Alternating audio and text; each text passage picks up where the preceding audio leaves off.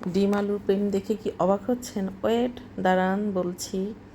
এই তো, এখন আলুটাকে হচ্ছে আপনি আপনার মনের মতো করে ভর্তা করে নেবেন, একদম মনের মাধুরী মিশায়ে।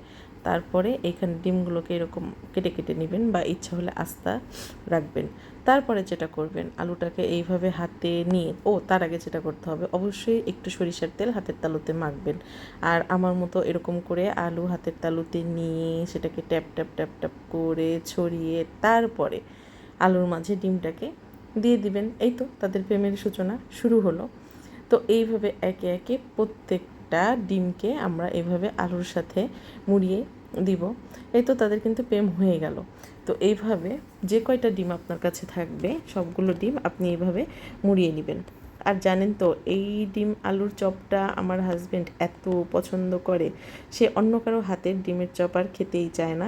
সে খুব বেশি পছন্দ করে, শুধু সে না, আমার ফ্যামিলির, আমার বাবার বাড়ির ফ্যামিলির, আমার ভাই বোন জামাইরা বোনেরা সবাই কিন্তু অনেক অনেক বেশি পছন্দ করে। সেজন্যই বলছি আর কি, অবশ্যই এটা মিস করবেন না বা স্কিপ করবেন না, অবশ্যই এইভাবে একবার বানিয়ে খাবেন।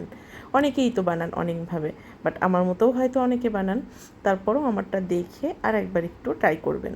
তো যাই হোক, এইভাবে কিন্তু আমি নিয়ে নিলাম। আর শেষে আমার একটু এই যে একটা আলু একদম ব্রেকআপ হয়ে গেল, ওকে আর ডিম দিতে পারলাম না, ওদের আর প্রেম হলো না।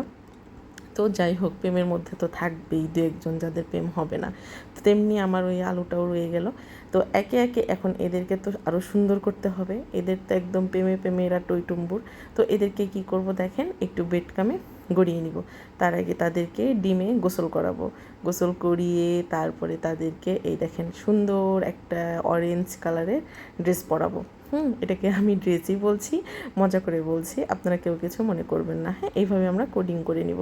তারপরে এটাকে এইভাবে সবগুলো একে একে কোডিং করে নিয়ে তারপরে আমরা এটাকে কেউ চাইলে ফ্রোজেন করতে পারবো। ধরেন আপনি আজকে বানাচ্ছেন, কালকে খাবেন, তাহলে এটা আপনি নর্মালি রেখে দেবেন, এটাকে আর ডিপে রাখবেন না। আবার ধরেন কেউ ভাবছেন এটাকে 3-4 দিন পরে খাবেন, সেক্ষেত্রে আপনারা এটাকে ডিপ ফ্রিজেই রাখতে পারেন।